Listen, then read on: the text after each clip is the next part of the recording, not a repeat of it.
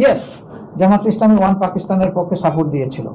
এটা কোনো রাজনীতিতে অপরাধ না। তখন কিন্তু পাকিস্তানের অংশ ছিল পূর্ব পাকিস্তান। শেখ মুজিব সাহেব যেমন তার কিছুই করার ছিল না, তাকে বন্দি করে নিয়ে গেল পাকিস্তানে, আমাদেরও কিছু করার ছিল না, আমরা থেকে গেলাম এখানে। এখন আমরা কি করবো?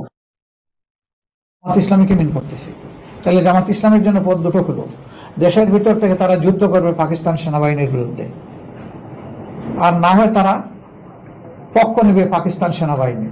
মাঝখানে কিছু করার কোনো সুযোগ কোনো রাজনৈতিক দলের ছিল না। এই জন্য শুধু জামাত না, যারা ও দেশে যেতে পারেননি ইন্ডিয়ায়, তারা সকলেই কিন্তু এক পাকিস্তানের পক্ষে অবস্থান নিয়েছিলেন।